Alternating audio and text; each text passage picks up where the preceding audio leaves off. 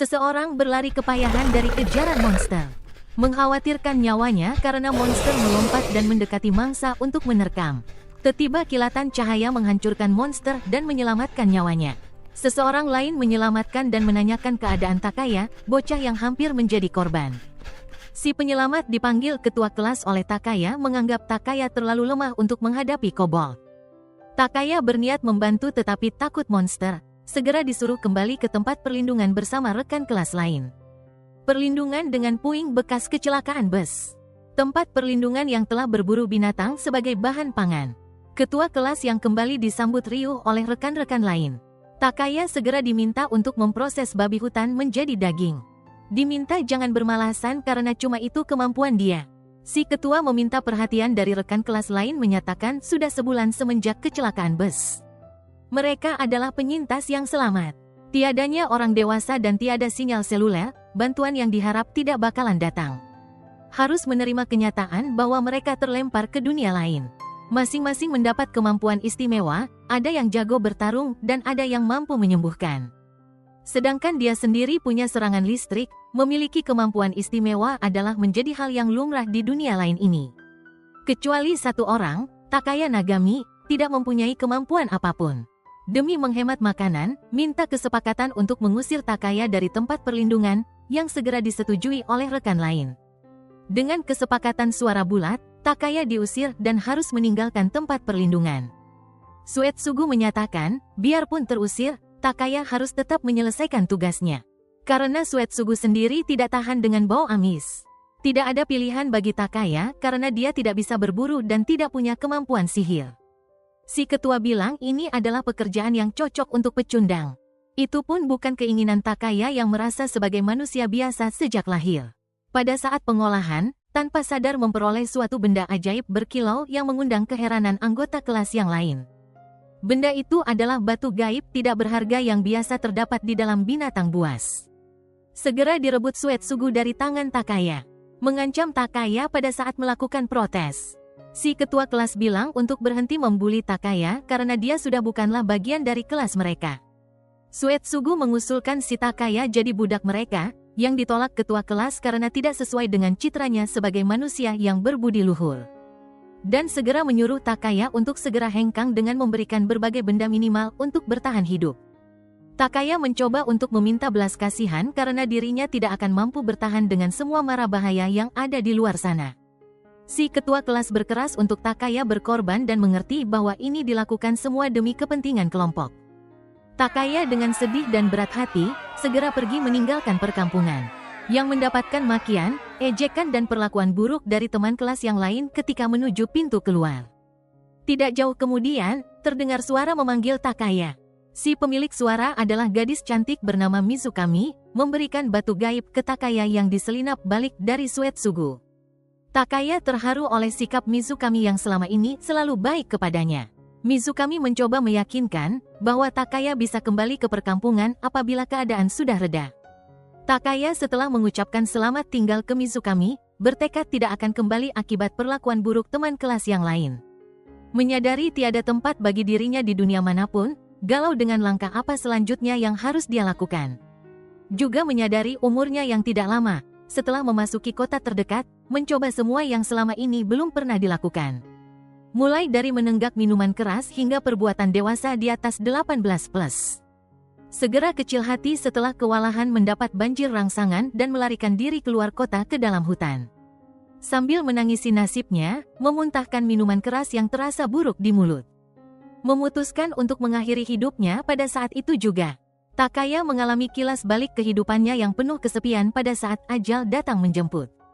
Pada pagi harinya, seorang gadis membangunkan, dan segera memanggil teman-temannya yang lain setelah Takaya tersadar. Ketiga orang dengan tertawa menjelaskan bahwa pisau yang dipakai itu tumpul. Takaya pun jadi tambah sedih karena bundir saja blunder. Ketiganya memperkenalkan diri, Meryl sebagai pendeta, Daixi kesatria dan Roar ahli panah sebagai kapten. Mereka berempat akhirnya beranjak dari tempat itu setelah Takaya Nagami memperkenalkan diri.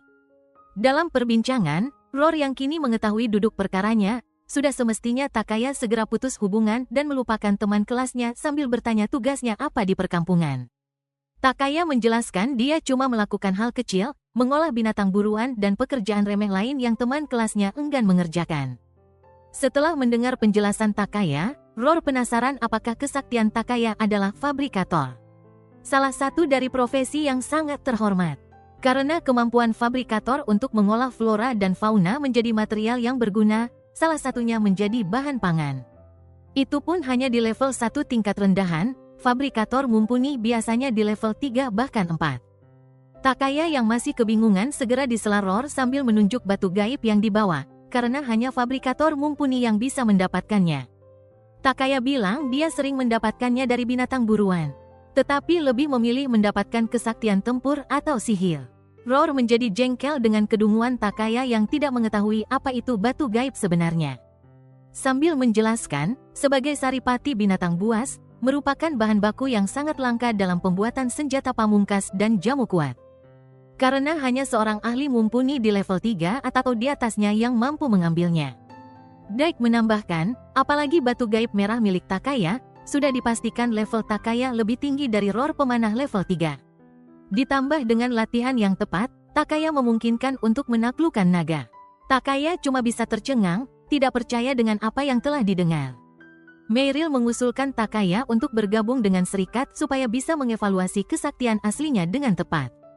Dengan evaluasi yang tepat, bakat dan kemampuan seseorang akan semakin sempurna. Dan menambahkan, serikat membutuhkan talenta hebat seperti Takaya. Takaya terdiam mengenang semua kenangan buruk teman kelasnya. Akhirnya memutuskan untuk bergabung dengan serikat. Dan disambut riang gembira oleh ketiganya. Memastikan apapun yang terjadi nantinya, Takaya sudah menjadi teman anggota kelompok. Di atas kapal yang sedang membelah ombak, Takaya mengagumi keindahan kota di hadapannya. Meryl menyatakan dunia ini luas, janganlah mudah putus asa. Takaya pun menyesali pikiran gelap dan aksi putus asanya di waktu lalu. Akhirnya mereka semua tiba di serikat, Siret. Roar ingin segera memperkenalkan Takaya disambut oleh Mita. Mita si gadis berkacamata bilang Pak Kepala sedang berada di ruang kantornya. Mereka semua tercengang melihat apa yang terjadi di dalam ruangan dan meminta Pak Kepala untuk segera berpakaian. Pak Kepala mesum dan masokis, memperkenalkan dirinya bernama Rudra, menyaksikan kemampuan Takaya sambil memeriksa batu gaib merah. Untuk pembuktian, Takaya harus melakukan evaluasi kesaktian dengan cara meletakkan tangannya di atas kertas khusus. Takaya pun meletakkan tangan untuk dievaluasi. Semakin kecewa mendapati tidak ada suatu apapun yang terjadi, hingga seseorang berteriak untuk melihat ke arah belakang. Karena kemampuan tiap orang berbeda, semua terpana dan kagum dengan hasil evaluasi Takaya. Ada kemampuan yang menggapai langit, ada kesaktian yang meliputi bumi. Kemampuan Takaya adalah Root, kesaktian untuk menguasai segalanya. Siret beruntung memiliki Takaya sebagai anggota, karena kemampuan seseorang tidak bisa diukur hanya dari penampilannya saja. Ketiga orang sahabatnya bersorak gembira. Takaya sambil mengenang masa lalu yang kelam, bertekad untuk meningkatkan kemampuannya sebagai fabrikator di dunia ini. Pesta penyambutan pun dilakukan. Dalam keriuhan pesta penyambutan, Meryl mengingatkan untuk tidak minum terlalu banyak daripada melakukan tindakan nekat akibat berpikiran gelap. Takaya pun meyakinkan Meryl, ia tidak akan mengulangi kesalahan yang sama. Mita dan Meryl terlihat saling memperebutkan perhatian Takaya membuat Takaya meminta pertolongan Daik. Daik tertawa dan menyarankan Takaya untuk menikmatinya saja dan pesta pun berlangsung semakin meriah. Takaya terbangun di pagi harinya dalam keberantakan bekas pesta semalam. Terdengar langkah kaki wanita mendekati dan mendapati Takaya sudah tersadar dengan sendirinya. Wanita itu bilang Takaya adalah bocah yang cute di hadapan Takaya yang sedang kebingungan dengan siapa dia berbicara. Tiba-tiba Takaya mendapati dirinya melayang tinggi di udara terjun bebas ke bumi. Secara ajaib, Takaya berpindah ke banyak lokasi dan akhirnya jatuh di hadapan wanita cantik yang melemparnya ke udara. Wanita cantik nan seksi itu menyatakan dirinya adalah guru bagi Takaya Nagami. Wanita cantik itu lega akhirnya bisa bertemu dengan Takaya yang masih gentar atas pengalaman yang barusan dialaminya. Rudra dan Faeria berlari menyambut si wanita cantik yang ternyata senpai dari Faeria.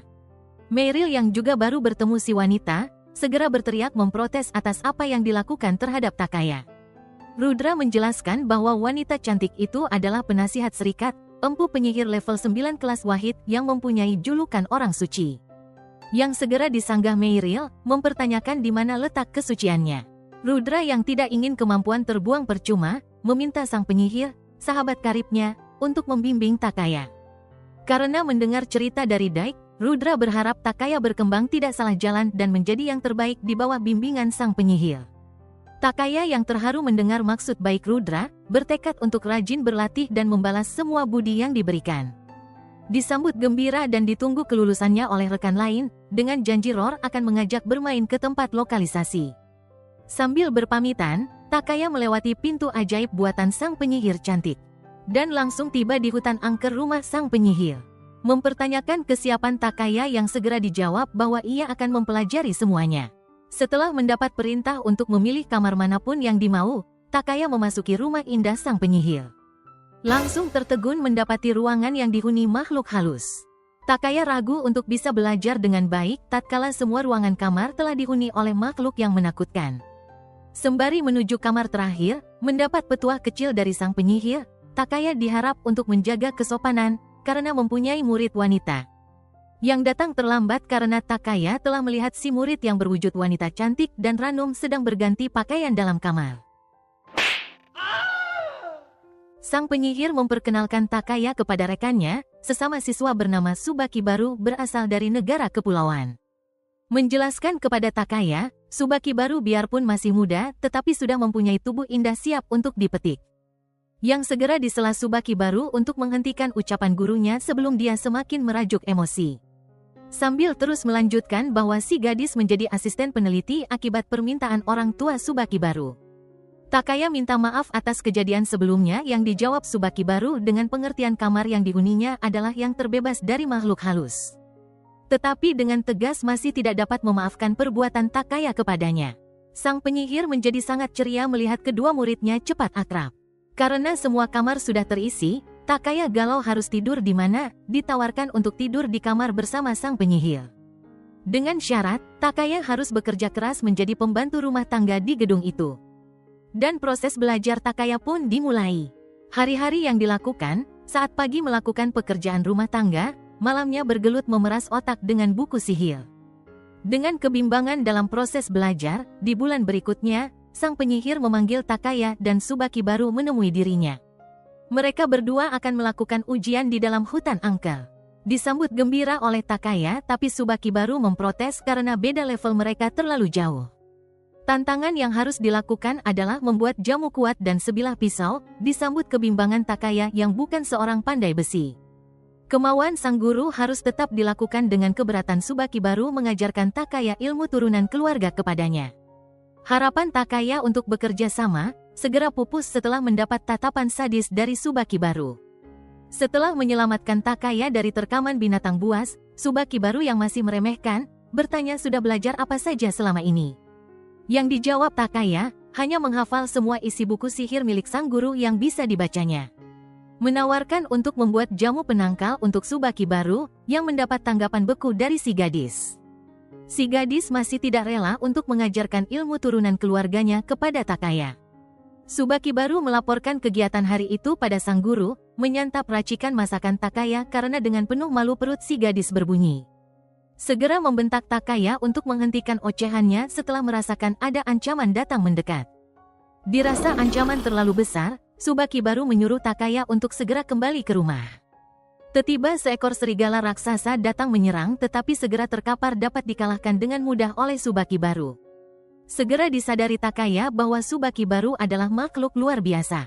Serigala yang kini mengarahkan perhatian kepada Takaya, datang menerkam di bawah jeritan kecemasan Subakibaru. Tiba-tiba serigala itu segera menjelma menjadi gadis cantik dan jatuh terkapar dalam pelukan Takaya. Takaya segera menyadari bahwa gadis itu sedang keracunan serta mengalami demam tinggi dan berniat untuk menolong tanpa menghiraukan protes dari Subakibaru. Subakibaru kekeh untuk tidak memberikan pertolongan karena ini adalah hukum alam di mana yang kuat akan memangsa yang lemah. Di mana segera dibantah Takaya, yang berkeras hati untuk menolong menerangkan bahwa dia selamat karena juga pertolongan semua orang serikat dan Subakibaru. Subakibaru akhirnya menyerah atas kemauan Takaya. Dan akhirnya turut membantu Takaya yang kelelahan membopong gadis serigala. Meminta Takaya untuk memanggilnya sebagai Akane dan akan membantu untuk mencari bahan baku ramuan jamu obat. Karena si gadis serigala sedang tidak sadar diri, Takaya membantu meminumkan obat dengan cara perpindahan mulut ke mulut. Akane meminta Takaya untuk menghentikan perbuatan mesumnya, yang dibantah bahwa perlakuannya ini hanyalah prosedur medis umum. Pagi harinya, Akane terkejut mendapati si gadis serigala tengah sibuk menciumi Takaya. Takaya yang juga baru terbangun, tidak menyadari apa yang telah dilakukan oleh si gadis serigala, bertanya kenapa dia berbuat seperti itu. Si gadis menjelaskan bahwa dia selama ini selalu kelaparan dan kesepian menganggap Takaya adalah tuan penolongnya. Si gadis yang tidak ingin kesepian lagi, bersikeras Takaya adalah majikan, biarpun telah diberikan kebebasan olehnya. Akane segera menyindir Takaya, sebagai majikan harus memberikan nama kepada hewan peliharaan. Akhirnya si gadis diberikan nama Mikyu. Selama ujian, Mikyu yang telah sembuh sepenuhnya, bersikeras membantu Takaya untuk menemukan bahan baku pembuatan pisaunya. Takaya yang heran dengan sikap Mikyu, tetapi Akane dapat memahaminya karena itu adalah sebagai bentuk terima kasih Mikyu kepada Takaya. Dengan bantuan Mikyu, mereka semua dengan cepat menemukan semua harta karun berlimpah sebagai bahan baku untuk ujian pembuatan pisau. Dalam pelatihan Takaya sebagai pandai besi, Akane menyadari maksud dan tujuan gurunya yang memasangkan dirinya dengan Takaya. Akane menyadari kekuatan Takaya sesungguhnya adalah kebajikan, hal yang selama ini tidak dimilikinya. Akhirnya pisau telah jadi. Tidak lupa mengucapkan terima kasih atas bantuan Akane dan Mikyu yang juga telah menemukan harta karun berupa batu langit. Segera kembali ke rumah hendak melaporkannya kepada sang guru, yang ternyata telah mengetahui segalanya. Sang guru menjelaskan, Mikyu adalah putri dari Dewa Serigala. Dan segera menyuruh mereka semua, Takaya, Akane dan Mikyu, segera bergegas ke serikat untuk melaksanakan tugas pertama. Sesampainya mereka berempat tiba di kota, sang guru menyuruh Takaya untuk berganti pakaian dan disetujui sepenuhnya oleh Mikyu. Menjadi tampan dengan pakaian barunya, Akane memasangkan shirogane, pisau buatan Takaya kepadanya. Kedatangan Takaya di kantor Siret disambut gembira oleh rekan-rekan petualang yang lain. Akane dan Mikyu, yang ternyata malu berbicara dengan orang yang tak dikenal, bersembunyi di balik punggung Takaya. Meryl menyangka Takaya dalam waktu singkat telah mempunyai 2 pacar sekaligus. Setelah mengetahui bahwa mereka adalah sesama siswa dari sang guru, menyemangati Takaya akan tugas barunya. Sang guru menyuruh Mikyu memberikan Takaya pengawalan. Melihat 2 calon pelanggan terlihat sungguh misterius. Faeria pun memperingatkan Takaya, mereka adalah Enchantress, suku yang paling dominan dari bangsa iblis. Bangsa manusia dan iblis telah saling berperang, memperingatkan agar tidak salah dalam berbicara. Takaya langsung terpukau, setelah menurunkan tudung kepala, ternyata mereka adalah gadis belia yang cantik dan seksi. Bernama Mumuru, dengan dikawal dayangnya Letty. Mumuru adalah salah satu dari 4 penguasa langit bangsa iblis. Yang mengejutkan Takaya, karena Mumuru memohon Takaya untuk menciptakan tombak sakti baru untuknya. Dalam kilas balik, Mumuru harus mewakili keluarganya dengan membawa trident kegelapan, tombak sakti, pusaka keluarga. Mumuru yang membenci politik, akhirnya menyerah dengan desakan Letty untuk merawat tombak sakti pemberian ibunda. Segera menunjukkan kepada Letty, bahwa keadaannya baik-baik saja, biarpun telah disimpan secara serampangan di dalam laci baju. Tombak pusaka pun patah. Letty menerangkan, fabrikator istana telah pensiun, tidak akan mau membantu. Apabila diperbaiki di tanah iblis, sang ibunda akan segera mengetahui masalah sebenarnya. Mengusulkan untuk diperbaiki oleh fabrikator manusia, biarpun sihir manusia terlalu lemah kecuali punya level sama dengan bangsa iblis. Mereka pun datang ke Siret, karena Daik yang merayu Letty, sesumbar ada fabrikator level 9 di serikatnya. Takaya yang paham akan resiko pekerjaan, meminta pendapat kepada gurunya. Sang guru bilang, bila sukses Takaya menjadi terkenal, bila gagal dia akan menjadi musuh negara bangsa iblis. Menyerahkan keputusan akhir pada Takaya sepenuhnya. Letty bilang, bahwa dia pasrah serta tunduk, bersedia membayar dalam bentuk apapun permintaan Takaya. Takaya mengherankan kenapa Letty bersedia hingga sejauh itu. Demi kepentingan masa depan putri Mumuru, Letty bersedia untuk mengorbankan apapun hingga tubuhnya. Takaya yang memahami maksud di balik ucapan Letty, akhirnya bersedia membantu. Mumuru dengan sukacita memeluk Takaya yang segera terperanjat ketika tahu Takaya belum mencapai level 9. Dan segera meyakinkan Mumuru bahwa dia punya cara yang lain untuk memperbaiki tombak pusaka. Takaya akan mengelas batang tombak yang patah dengan teknik ajaran Akane dan batu langit temuan Mikyu. Mumuru yang tidak paham konsep pengelasan, dijelaskan bahwa itu sama dengan direkatkan. Di mana sang guru pun sangsi dengan daya tahan tombaknya. Takaya bilang, teknologi ini mampu membawa manusia mencapai ruang angkasa. Segera Takaya meminta bantuan Rudra untuk menyewa bengkel kerja terdekat. Tetapi Rudra tidak akan melakukan, karena dia sudah mempersiapkan untuk Takaya sepenuhnya. Dibangun dari dana pribadi dan berhutang, Takaya yang terharu pun semakin bertekad untuk fabrikator terbaik bagi serikat. Dalam kesibukan bengkel, Takaya meminta Akane untuk memanaskan tungku perapian dan meminta Mikyu menjaga pintu. Setelah mempelajari kerusakan trident kegelapan, Takaya semakin yakin mampu memperbaiki, sembari mencari racikan batu langit yang tepat untuk mengelas. Dengan keberatan Akane menggunakan benda berharga seperti batu langit, Takaya meminta Akane untuk percaya padanya. Pekerjaan pun dimulai. Takaya meminta Mumuru untuk menyalurkan kekuatan sihirnya ke tombak pusaka. Berhasil dengan cemerlang. Biarpun tidak kembali seperti normal, tetapi cukup untuk menyelamatkan nyawa Mumuru. Tiba-tiba sang guru merantai Letty dan Mumuru sambil mengingatkan bahwa mereka bersedia untuk melakukan apa saja sebagai pembayaran. Juga bilang bahwa kaum bangsawan yang berbohong berarti maut untuk bangsa iblis. Meminta Letty dan Mumuru menjadi budaknya Takaya. Di tengah protes Takaya, sang guru mengingatkan bahwa ini adalah kesepakatan bisnis. Dalam pekerjaan yang penuh resiko, Takaya layak untuk mendapatkan ganjaran yang setimpal, biarpun Takaya berkeras tidak mau menerima. Bahkan Mumuru menyarankan Takaya untuk menerimanya karena akan menambah kekuatan Takaya. Sang guru melanjutkan untuk mengikuti hasrat Takaya yang paling dalam karena harta, tahta dan wanita bahkan dendam bisa berada dalam genggaman. Takaya dengan teguh bahwa dia ingin menyelamatkan semua orang dari rantai kehidupan dan menghilangkan hukum alam. Sang guru pun terbahak setelah mendengarnya. Lalu sang guru menyuruh Letty dan Mumuru pulang ke negaranya dan membayarnya nanti. Mumuru mengucapkan terima kasih ke Takaya yang sedang kelelahan mental akibat godaan gurunya yang terlalu ekstrim. Letty mengucapkan selamat jalan ke Mumuru, karena dia memutuskan menjadi dayang Takaya untuk sementara waktu. Takaya yang kebingungan dengan sikap Letty, merasa dia menolak dengan bentuk pembayaran seperti itu. Letty yang tertarik kepada Takaya, pria penuh talenta, menciumnya di hadapan semua orang.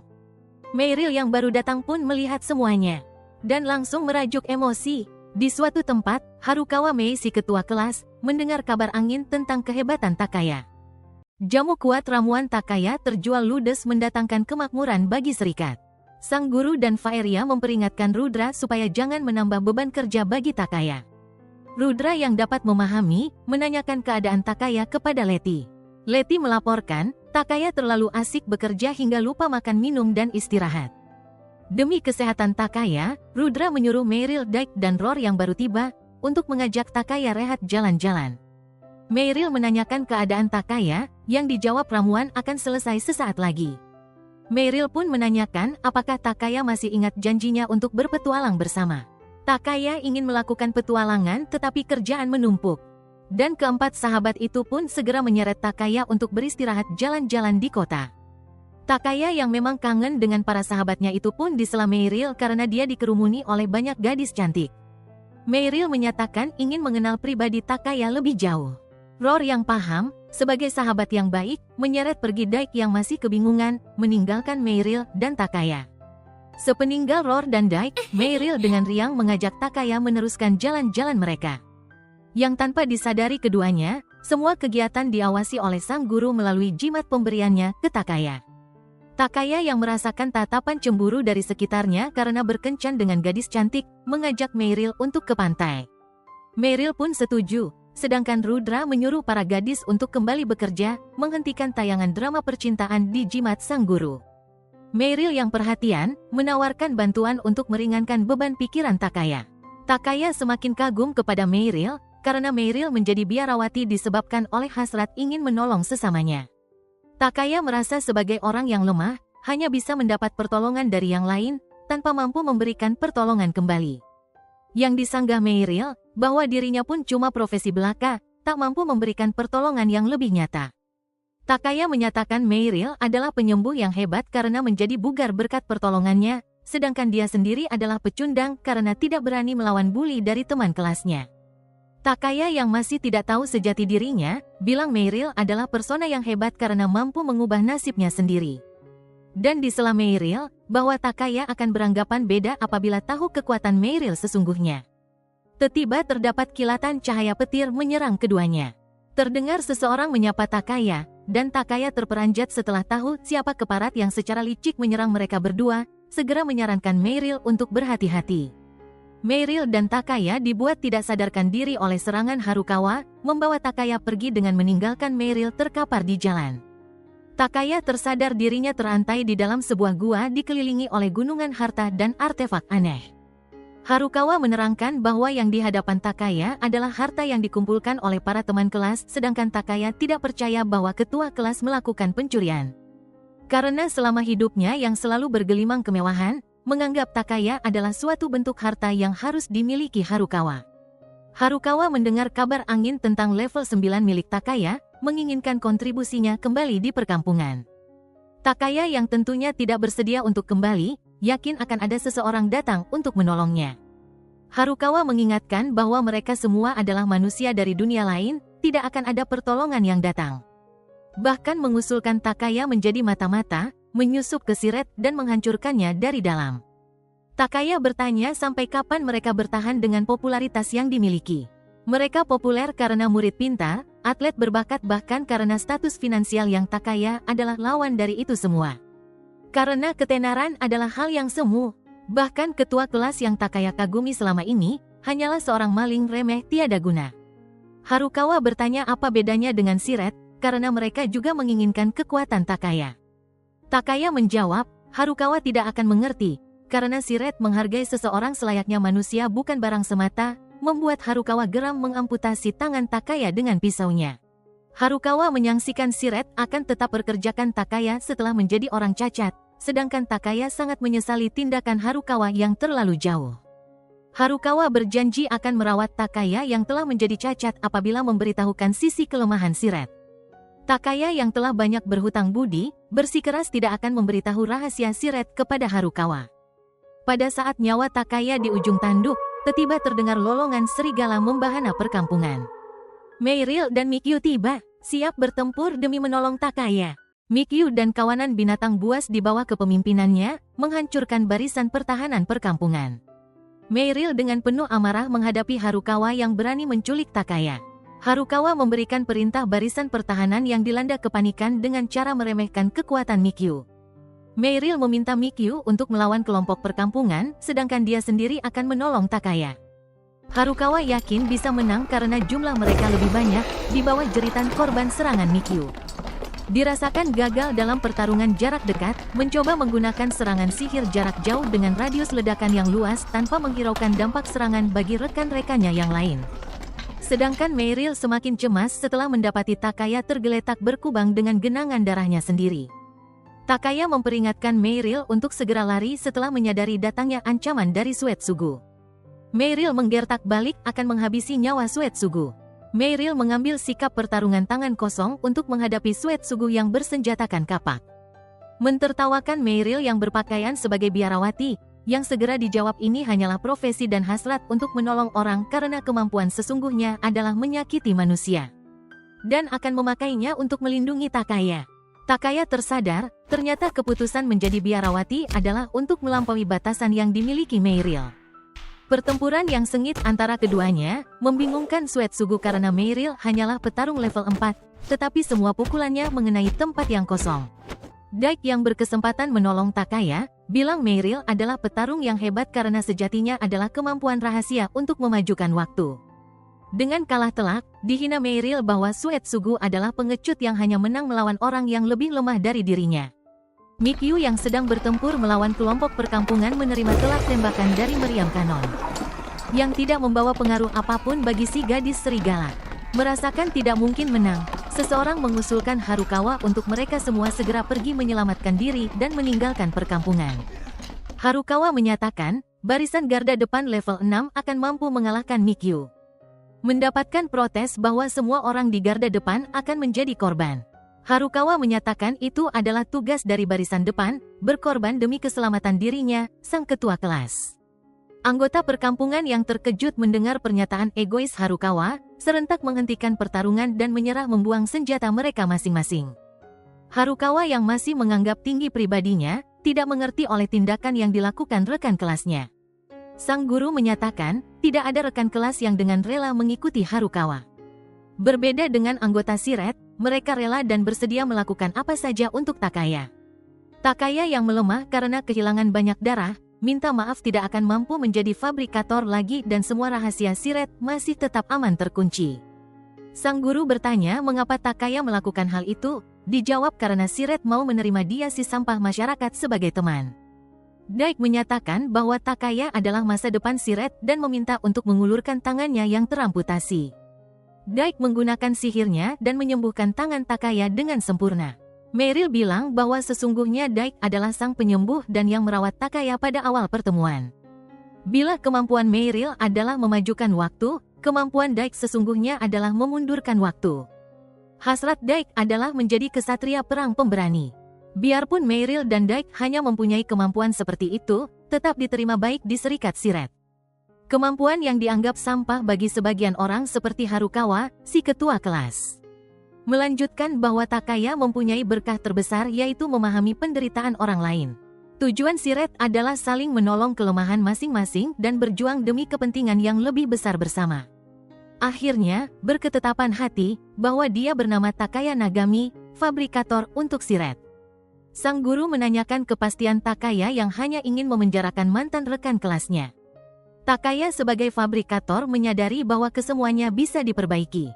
Dapat mengerti bila mereka kehilangan akal sehat karena tiba jauh dari sanak keluarga. Serta yakin mereka akan memulai langkah baru mengambil jalan yang lebih baik. Mikyu yang masih dendam ingin menggigit putus kepala mereka, si guru ingin menghisap sumsum tulang mereka, sedangkan Rudra pusing serikat punya sejumlah wanita edan. Berdasarkan laporan, Roar dan Takaya menyadari ada 7 orang mantan temannya yang tidak hadir pada saat penangkapan. Sejumlah wanita anggota perkampungan menjadi tawanan monster akibat jebakan seseorang. Ancaman masa depan akan datang dari seorang gadis cantik yang akan mencuri kemampuan root milik Takaya.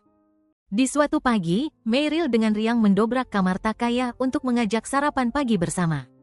Yang segera terkejut mendapati Takaya dikelilingi oleh banyak gadis cantik berpakaian minim. Takaya yang baru tersadar dari mimpinya, masih tidak mengerti apa yang terjadi dengan banyaknya gadis di dalam kamarnya. Sang guru mengucapkan terima kasih atas kejadian semalam, sedangkan Letty mengajak Meryl untuk bergabung. Meryl yang salah sangka segera berlari keluar kamar. Takaya tidak habis pikir dengan kelakuan para gadis, bertanya kepada Letty, apa yang dilakukan Mumuru bila tahu dia menggoda Takaya. Letty menjawab, ini adalah cara dia untuk berterima kasih karena berhasil membantu Mumuru menjadi penguasa langit bangsa iblis. Takaya yang masih tidak paham, beranjak keluar kamar untuk menjelaskan kepada Meryl. Takaya dan Letty terkejut mendapati Mumuru sedang menangis dengan pipi bengkak. Sembari memeluk Takaya, mengiba untuk ikut menemani Mumuru kembali ke negara iblis bersamanya. Dalam keseharian Mumuru sebagai penguasa langit, terkenang oleh kejantanan Takaya yang segera pudar karena gangguan Letty. Tanpa sadar sang ibunda berada di belakangnya, meminta Mumuru untuk menunjukkan tombak pusaka kepadanya, karena sekilas melihat pancaran pedang suci dari tombaknya. Mumuru yang mencoba menyangkalnya, menambah amarah sang ibunda karena telah merusak serta memperbaikinya dengan teknologi milik bangsa manusia. Ibunda yang semakin murka karena Mumuru berani berbohong, menyuruh Mumuru untuk menghadirkan orang yang memperbaiki tombak ke hadapannya. Setelah mendengar cerita Mumuru, sang guru tidak menyarankan untuk pergi ke negara iblis. Tetapi Takaya menganggap Mumuru adalah pelanggan utamanya serta hubungan baik dengan suku Enchantress bangsa iblis akan membawa banyak kemakmuran bagi Siret. Demi si gadis, kebersediaan Takaya disambut sukacita oleh Mumuru. Rudra mengingatkan, kemampuan level 9 Takaya adalah langka, tidak akan membiarkannya pergi tanpa pengawalan. Untuk penyamaran, ketiga orang sahabat Takaya dilarang pergi yang langsung diprotes oleh Meryl. Akane harus tinggal menggantikan Letty sebagai penerima tamu untuk menghilangkan sifat pemalunya. Pilihan tersedia hanya sang guru dan Mikyu. Tetapi sang guru harus menghadiri pertemuan para orang suci. Dan berkehendak membawa Mikyu sebagai pengawalnya, membuat Takaya heran ada orang suci lain selain gurunya. Pada zaman peperangan bangsa manusia dan iblis, terdapat 6 penyihir lain berperan sebagai pelindung umat manusia. Sang guru harus menghadiri karena mendapat undangan ajaib, tidak bisa menolaknya. Padahal dia lebih memilih untuk bersenang-senang dengan Takaya, murid kesayangannya. Karena tidak ada pilihan lain, Faeria mengajukan diri sebagai pengawal. Takaya yang belum pernah melihat kemampuan Faeria sesungguhnya, bertanya-tanya pertempuran macam apa yang akan disaksikan. Menggunakan pintu ajaib ciptaan Letty, Takaya yang baru tiba harus menggunakan masker karena udara negara iblis sangat beracun bagi manusia. Otak kreatif Takaya segera bekerja memikirkan benda apa yang bisa dibuatnya dari udara beracun. Letty meminta Mumuru untuk bersembunyi karena menyadari telah salah mendarat di daerah kekuasaan Jenderal Iblis Zanma. Letty menghadapi Zanma untuk memberikan kesempatan bersembunyi bagi Mumuru dan Takaya. Suara bersin Takaya menyiagakan Zanma akan keberadaan manusia di tanah iblis. Faeria menyuruh Mumuru dan Takaya segera lari ke istana. Karena dia dan Letty berdua akan menghadapi Zanma dengan pasukannya. Takaya tiba dengan selamat di daerah kekuasaan Mumuru yang disambut hangat oleh warga sekitar. Anak-anak yang menyayangi Mumuru menanyakan keberadaan Takaya di negara iblis segera diminta Mumuru untuk merahasiakan apa yang telah mereka lihat. Sementara Mumuru merawat gadis kecil yang terlihat kurang sehat. Menjelaskan bahwa biarpun mereka mempunyai kekebalan alami terhadap udara beracun, tapi ada juga yang tidak memilikinya. Itulah tugas yang diemban Mumuru sebagai penguasa langit. Sementara Takaya tertarik oleh tanaman kentang yang dilihatnya, dan mengubahnya menjadi bubuk sebagai bahan penyaring masker pencegah udara beracun. Tiba-tiba 2 orang dayang Azasya ibunda dari Mumuru, memberitahukan agar segera menemuinya.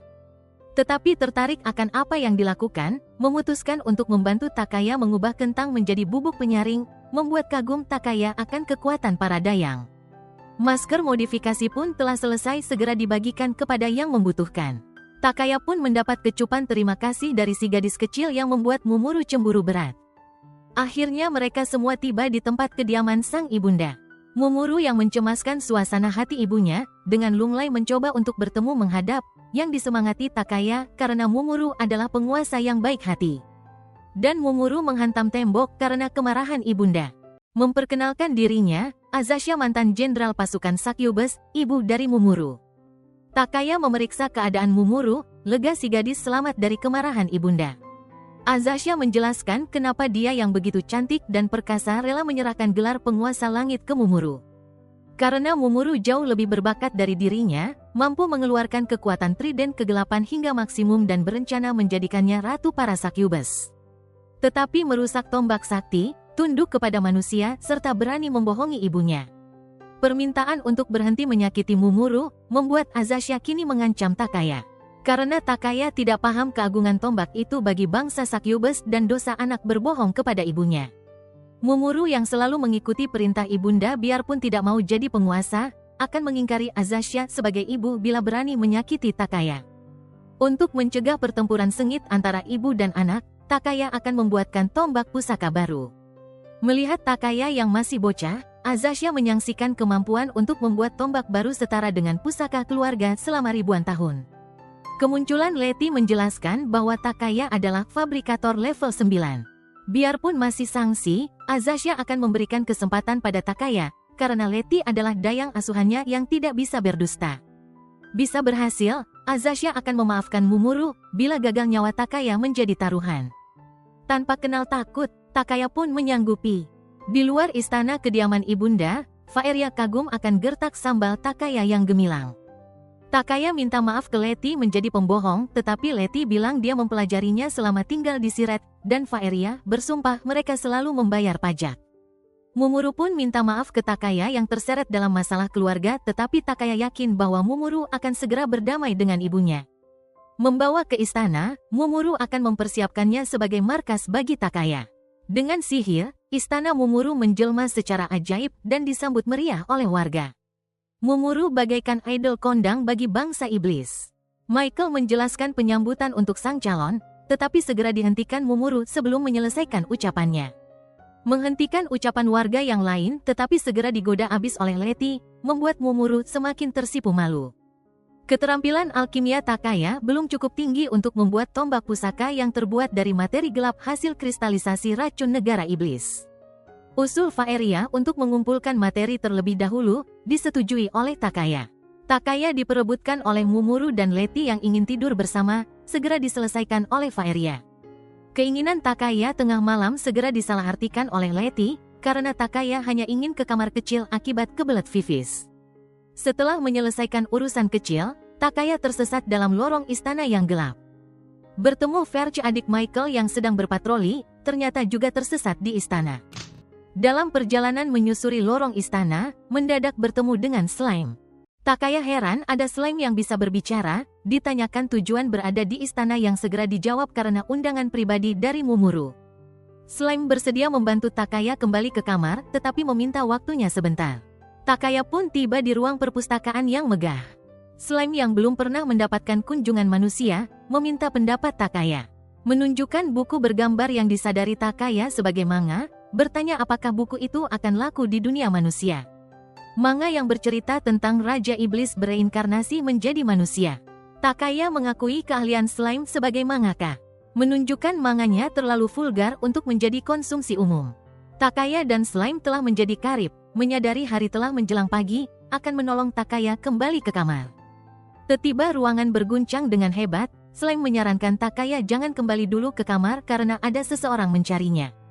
Takaya teringat identitas slime juga tidak dikenal dan slime berjanji memberitahu siapa dirinya bila Takaya selamat dari bahaya. Dengan mengucapkan selamat tinggal, Takaya terkejut bahwa slime mengetahui nama lengkapnya. Takaya tiba di kamar dicemaskan oleh para gadis, Letty heran mendengar Takaya ada di puncak istana, dan Faeria mengingatkan tidak ada waktu untuk berbincang. Istana dalam serangan pasukan Jenderal Zanma. Istana menjadi puing akibat serangan dari salah satu penguasa langit bangsa iblis. Mumuru bertanya kenapa Raigo menyerang dan menghancurkan istana. Dijawab karena menjumpai Zanma yang telah menjadi korban serangan Letty. Letty meminta maaf atas keteledorannya yang segera dimaafkan Mumuru. Tujuan utama Raigo adalah memperistri Mumuru, Ratu Succubus. Takaya pun baru menyadari semua kejanggalan selama dia di negara iblis yang semestinya bersifat rahasia. Mumuru yang masih tertegun dibantu Letty menolak permintaan Raigo yang konyol. Letty yang tulus berkorban, menyuruh Raigo untuk segera enyah dari hadapan sang ratu. Pertempuran antara penguasa langit Raigo dan dayang Letty berlangsung sengit. Letty mengunci gerakan Raigo yang segera ditambah serangan tombak pusaka Mumuru yang berhasil mengenai sasaran dengan telak. Tombak yang menancap di tubuh Raigo ternyata tidak membawa pengaruh apapun. Faeria juga heran dengan panahnya yang telah mencapai sasaran vital setelah melihat Raigo dengan mudahnya membuang tongkat Mumuru. Sebagai salah satu penguasa langit, Raigo mengeluarkan pedang saktinya dan tenaga yang dihasilkan melemparkan Letty dan Mumuru ke udara. Menantang semua musuhnya untuk merasakan keampuhan Dilpringer, pedang sakti milik Raigo. Mumuru meminta Letty untuk membawa Takaya kembali ke istana Ibunda Azasha, sedangkan Takaya berkeras tidak ingin meninggalkan Mumuru. Sembari menenangkan Takaya, bahwa Raigo hanya menginginkan tubuh Mumuru tidak akan membunuhnya. Sambil memberikan tombak sakti ke Takaya, perkawinan Mumuru dengan Raigo akan membuat Ibunda Azasha kembali jadi penguasa langit. Takaya dan Faeria segera diseret pergi. Letty menjauhi medan pertempuran, mengingatkan kekuatan mereka masih belum cukup untuk mengalahkan musuh di tengah deras protes Takaya. Takaya dengan geram mempertanyakan apa gunanya level keahlian apabila tidak mampu membantu teman yang sedang kesusahan. Berjanji bahwa dia akan membuat tombak pusaka baru, khusus untuk Mumuru. Sesampai di istana Ibunda, Azasha memarahi Letty karena mengindahkan perintahnya untuk waspada akan kelicikan Raigo. Menjelaskan kepada Takaya bahwa dia berhasil membebaskan bangsa Succubus dari kelaliman bangsa iblis lain hingga menjadi penguasa langit. Mempersiapkan dan melatih Mumuru, putri kesayangannya, untuk mengemban tugas menggantikan dirinya. Berdasarkan adat bangsa iblis, masih ada waktu sebelum peresmian dan Takaya akan membuat tombak baru untuk menyelamatkan Mumuru. Azasha percaya dengan kemampuan Takaya, mempertanyakan cara Takaya untuk mengumpulkan materi gelap sebagai bahan untuk pembuatan tombak. Materi yang tidak terdeteksi dan tidak punya massa yang bahkan bangsa iblis masih belum dapat memahami sepenuhnya. Di tengah perbincangan, tiba-tiba Michael menyela bahwa dia mungkin dapat memberikan petunjuk berharga untuk membantu Takaya. Azasha menyatakan Succubus akan musnah, hanya menjadi alat untuk berkembang biak bila perkawinan Mumuru dan Raigo berhasil. Mempertanyakan kesiapan Takaya yang Takaya pun jujur mempertanyakan beban berat bagi bocah SMA, sendirian menyelamatkan suku suatu bangsa. Sebagai pria sejati, berpegang teguh dengan ucapannya sendiri, berjanji untuk menyelamatkan Mumuru. Bersama kedua dayang pribadi Azasha, Remy dan Yami, Takaya tiba di puing reruntuhan bekas istana Mumuru. Menggunakan mahkota Ferg, penjaga istana Mumuru, untuk mencari petunjuk berikutnya tapi membutuhkan benda yang bisa dirasuki arwah. Faeria memberikan bonekanya supaya bisa menjadi cenayang, dan tersipu karena ketahuan masih bermain dengan boneka. Ferg berhasil merasuki boneka tetapi Faeria menyesal boneka lucunya punya suara berat bapak-bapak. Setelah bercerita, Michael menanyakan keberadaan kamar tersembunyi yang tidak sengaja dimasuki Ferg pada saat dia tersasar. Ferg menyatakan kamar itu adalah ruangan tertua istana yang keberadaannya jauh sebelum kelahiran Mumuru. Besar kemungkinan ada catatan tentang pembuatan tombak pusaka tertinggal di sana dan segera mengajak semua untuk menuju ruangan. Takaya teringat ruangan tersebut adalah tempat di mana dia dan Slime menghabiskan waktu bersama. Mereka bertemu dengan Dayang yang sedang membersihkan ruangan dan gembira ada tamu berkunjung. Tidak mau memberikan jalan karena Mary mengabdi kepada yang lain, membuat Letty naik pitam yang segera ditenangkan oleh Takaya. Mary bereaksi beda setelah mendengar nama Takaya disebutkan. Mary membuka kunci pintu ruangan karena diperintahkan untuk membantu manusia bernama Takaya Nagami sepenuhnya. Dengan mengucapkan selamat datang di pustaka arsip neraka membuat Takaya berpikiran apakah Slime tuan dari Mary. Atas perintah, Mary membebaskan Takaya untuk memanfaatkan semua koleksi berharga sejarah neraka milik tuannya. Takaya pun menanyakan catatan sejarah bangsa Succubus, secara khusus tentang sejarah senjata Trident Kegelapan. Mary menyatakan bahwa martil dan buku petunjuk dalam pembuatan tombak pusaka juga berada di ruangan. Sambil lalu bertanya, kenapa majikan Mary membiarkan Takaya untuk menggunakan semua koleksi pribadinya? Mary menjawab bahwa tuannya ingin bersikap adil bagi semuanya. Takaya ingin kembali berbincang dengan Slime, tetapi tujuan utamanya dia sekarang adalah menyelamatkan Mumuru. Akhirnya menemukan catatan pembuatan tombak yang tertulis secara terperinci tetapi mencemaskan semua yang membacanya. Biarpun demi Mumuru, Letty tetap mencemaskan keselamatan Takaya karena bahan baku utama adalah nafas dari naga abadi. Remy menjelaskan, naga adalah musuh utama bangsa iblis karena Takaya berkeras untuk mendapatkan, tidak mempedulikan keselamatannya sendiri. Naga adalah senjata pemusnah massal dengan menghancurkan kota demi kota serta memangsa warga. Tiba-tiba terdengar raungan menggetarkan bumi. Entah sedang sial atau mujur, Takaya akan segera beraksi. Melihat naga terbang rendah, Faeria memberikan jimat dari sang guru yang bisa menjauhkan Takaya dari negara iblis. Karena bagaimanapun juga, si Red lebih mementingkan keselamatan Takaya. Letty, Remy dan Yami akan melancarkan serangan dari atas sedangkan Takaya dan Faeria menyerang dari bawah. Hanya pada saat berhembus dapat mengambil nafas naga, tetapi sangat berbahaya bila terlalu lama dalam proses pemanenan. Datang seekor nyamuk, menggigit Takaya, dan Takaya tiba-tiba merasa lemas serta kehilangan semua kekuatannya. Ancaman sesungguhnya datang dari nyamuk yang menyertai naga, karena bangsa iblis tidak punya kekebalan terhadap gigitan. Takaya bertanya apabila ancaman nyamuk bisa dimusnahkan terlebih dahulu. Bangsa iblis tidak punya cara menangkal nyamuk selama ribuan tahun. Letty semakin bangga ketika Takaya bilang bahwa dia punya penangkalnya. Takaya akan membuat semprotan anti nyamuk dengan bahan yang dia bawa dari dunia manusia. Memanfaatkan sihir angin Faeria untuk penyebaran maksimum sedangkan Michael sebagai umpan pengalih perhatian sewaktu pembuatan pestisida. Letty bilang kenapa dia rela mengabdikan dirinya kepada Takaya sembari mengoleskan anti nyamuk kepada Remy dan Yami. Letty, Remy dan Yami pun segera melancarkan serangan babak baru. Serangan gabungan dari para Dayang dan Faeria berhasil merepotkan naga abadi. Letty dan Takaya akhirnya bersama menjalankan aksi pengambilan nafas naga. Pekerjaan yang sukses pun segera disambut sukacita.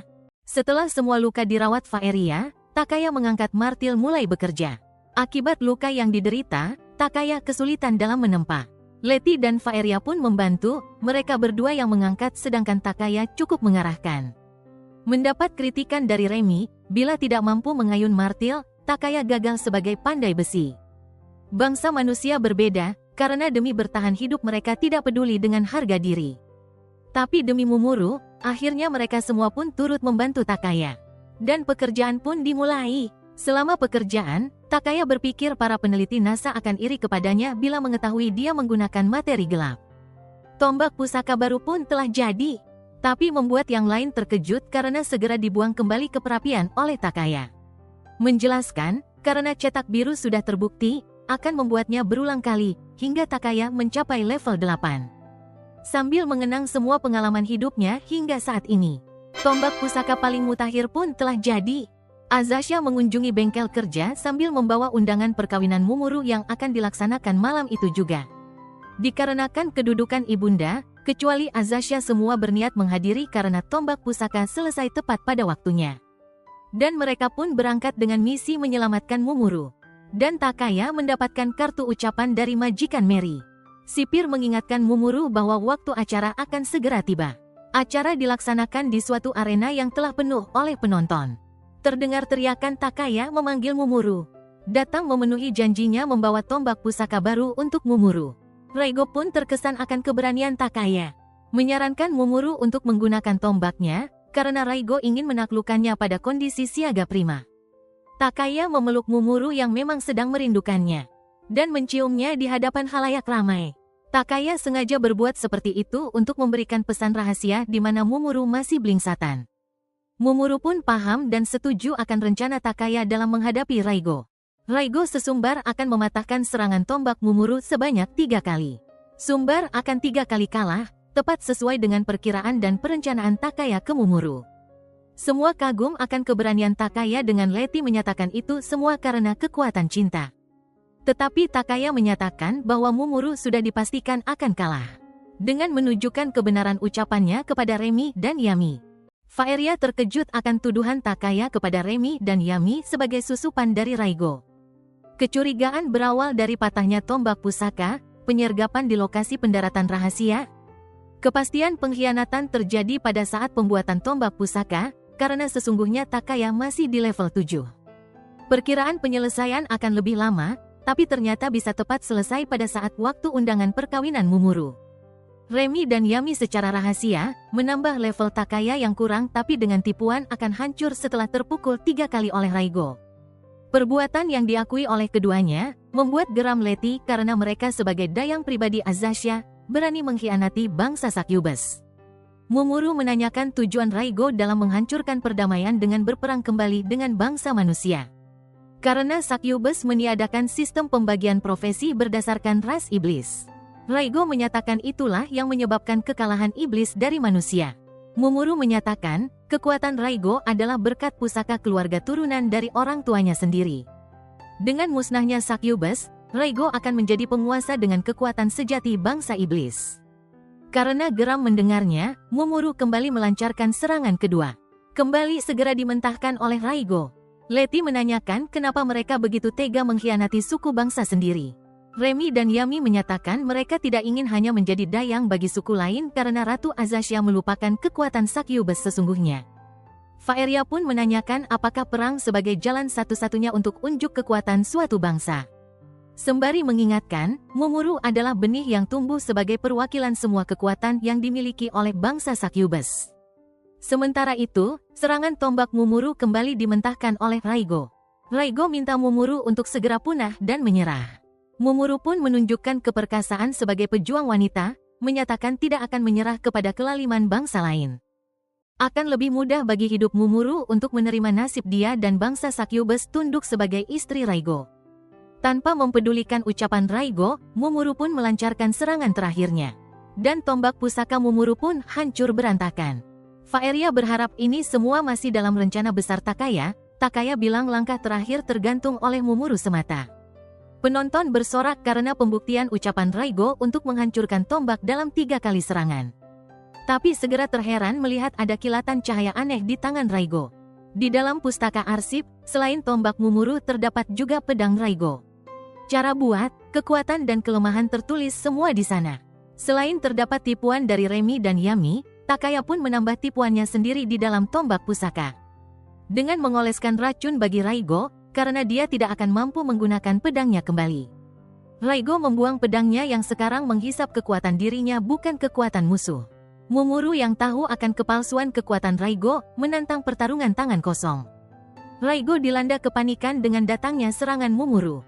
Secara licik kembali menggunakan senjata untuk menghentikan Mumuru. Tiada cara selain beradu pukulan, dengan suara pukulan telak bergema di seluruh arena. Pukulan Mumuru mendarat dengan telak di tubuh Raigo. Sebuah pembuktian akan kekuatan Succubus, menyadarkan penonton akan betapa palsunya kekuatan Raigo selama ini. Dengan alasan belum siap, Raigo mengajak Mumuru untuk bertarung lagi tapi segera ditolak Mumuru. Baru tersadar ada jimat yang melekat di tubuhnya. Faeria bertanya apakah itu jimat pemberian sang guru, yang dibenarkan sesuai rencana Takaya ke Mumuru. Mumuru menyatakan Raigo akan diganjar sesuai hasil persidangan hukum. Jimat yang melekat ternyata mengirim Raigo ke tempat pertemuan para orang suci. Takaya telah memberitahukan gurunya tentang rencana kudeta Raigo. Dengan riang menceritakan sepak terjang murid kesayangan, sedangkan temannya memintanya untuk segera membuang sampah dalam bentuk Raigo. Sang guru memanggil temannya si kesatria putri suci. Raigo yang belum tahu siapa lawannya mencoba untuk menyerang tapi segera dihentikan oleh sang putri. Bertindak sebagai hakim pengadil, membacakan semua kesalahan Raigo, dengan keputusan akhir adalah segera dieksekusi. Sang guru pun dengan santai segera menghukum Raigo. Sedangkan di negara iblis, Mumuru menantang semua yang tidak puas dengan hasil akhir untuk mengajukan diri. Karena tidak ada sanggahan, acara pun bisa berakhir dengan damai tanpa keriuhan. Sekembali di istana, ibunda menyatakan, dengan berakhirnya kudeta Raigo, Mumuru membuktikan kelayakan sebagai penguasa langit sejati. Mumuru pun menyatakan dia memang gadis cantik dan perkasa seperti mamanya. Yang segera diingatkan, semuanya karena peran besar Takaya. Diralat Takaya, bahwa Mumuru yang mengalahkan Raigo. Ibunda pun mengingatkan tugas Takaya dalam pembuatan tombak pusaka keluarga yang baru. Mumuru yang selalu benci politik, berjanji kepada ibunda, dia sekarang akan mengemban tugas sebagai penguasa langit sepenuh hatinya.